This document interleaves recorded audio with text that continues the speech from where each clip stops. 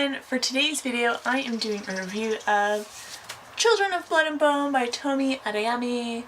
Yes! Oh my gosh, I read this book earlier in April and I just loved it so much and I just really wanted to talk about it with you guys. So just a heads up, if you hear any birds chirping in the background, that is because I have my window open because it is finally warm where I am and it is nice out. It actually just rained earlier today. But the sun is coming out and it's nice and I want to, air out the room, so I'm just not gonna close the window. Just a summary so people who are watching this who may not know, Children of Blood and Bone is a story, it's a YA fantasy about a kingdom called Orisha, and basically there were what is called Magi, and they're basically like magic users. And there were, I think, about 13 different types of magic, and these forms of magic, I suppose, were represented by 13 different clans, and they all, lived and worked together and whatnot.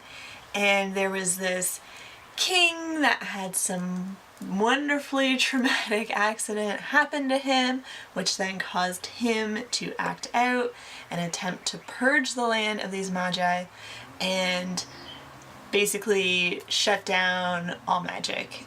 So now there is no magic, but the descendants of the Magi remain. Also, that isn't a spoiler, that becomes knowledge within like the first chapter, so that's not a spoiler. You have the Magi, and then you have the diviners who are basically their children, and they all have white hair, so it's very obvious as to who these people are.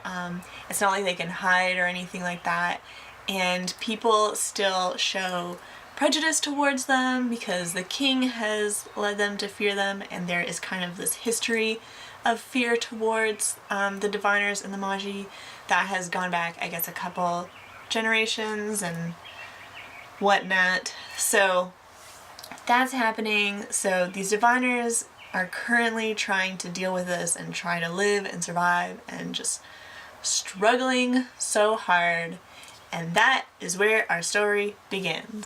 The plot. I liked it. I really enjoyed it a lot. I liked all of the events that happened. It really kept me on my toes, especially the second half. There was just like so much going on and I just needed to know what was gonna happen, and I just loved it so much. The different events that happened really, I felt, progressed the plot. I felt like they challenged our main characters. They really pushed the characters into very uncomfortable situations and made them kind of face themselves and deal with stuff and grow, basically. So I really liked that. I really liked the twist that happened closer to the end, I guess about the last quarter of the book. I really liked that. I thought that was very interesting. I'm not going to spoil it for anyone, but I really liked that. I thought it was a really great way to affect the main character, and also the ending was just the biggest cliffhanger ever. So what happened right there, I was like, oh my god, I want to know what happens next. So I am eagerly awaiting the sequel. So our main characters, the story follows the point of view of 3 of our 4 main characters. So we have Zeli and her brother Zayn. Then we have Amari and her brother Anan. So Amari and Anan are the princess and prince of Orisha, and then Zeli and Zayn are basically citizens. Zeli is a diviner and Zayn is her non-diviner brother, and they had some traumatic experience, obviously, as Zeli is a diviner, and so it's kind of these 2 sibling factions coming together and interacting, and it's very interesting. One of the things I seriously loved about this book was the fact that the characters were very real and they were very complex. There was no superficiality with the characters. There was so much doubt, so much grieving, so much trauma that was experienced, the struggles, the prejudices, it was very, very, very interesting to see that, and to just have them so real, just have them exist and interact in very real ways, and not have something that's kind of fake.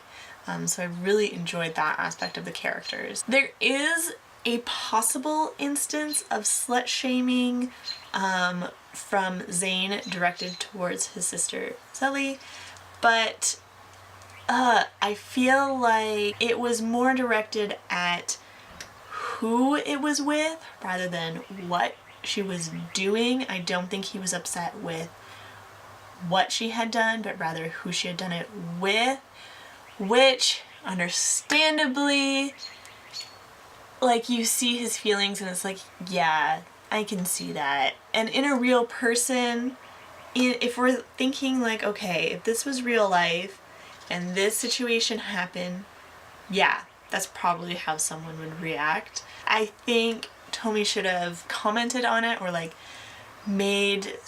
brought it to light within the story, just because of the fact that Zayn is a little bit hypocritical with this, considering who his potential love interest is, and I don't want to spoil anything, but if you know what I'm talking about, feel free to mention it in the comments below and we can like chat about this.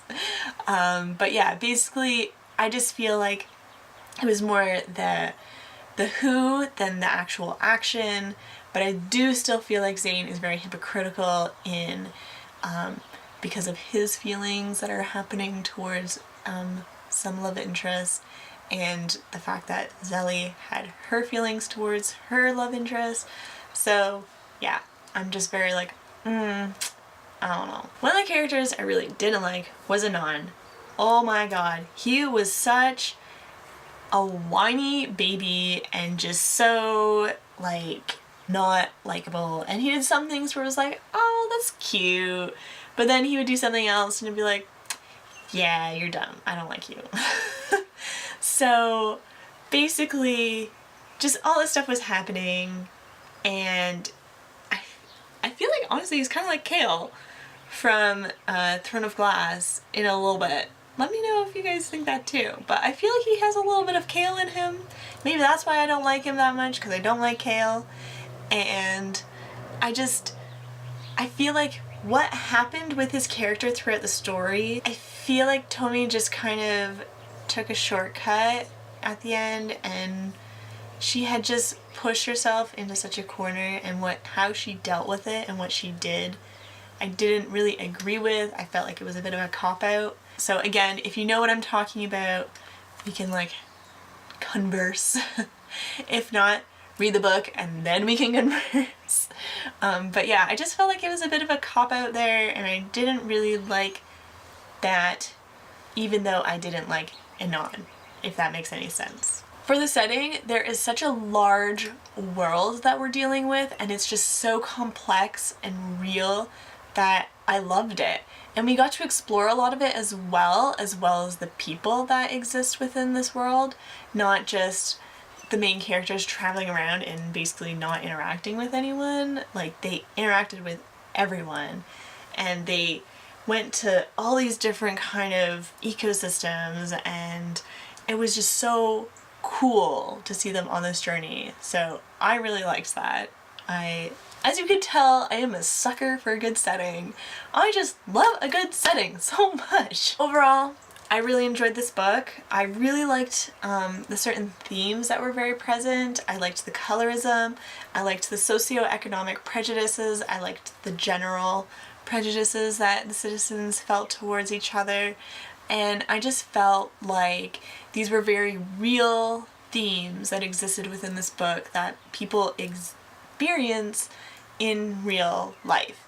So I really enjoyed that. I really liked taking that real life aspect and bringing it into the book, especially in a fantasy book where fantasy kind of sugarcoats everything a little bit, I feel like. So you don't normally get that type of realism, and especially the fact that this story is based off of West African mythology, and that is just so cool in a genre that is so basically drowning in Western European culture that if you saw a fantasy book that was written basically by any kind of white author, you would know, like, this is what's gonna happen, these are what the characters are gonna be like, this is what land they're gonna be in, like what kind of geography. So it's so nice to see that fantasy is branching out and getting all of these really awesome diverse authors and these really awesome diverse stories. I give it 5 out of 5 stars. I would definitely recommend this if you are interested in fantasy at all.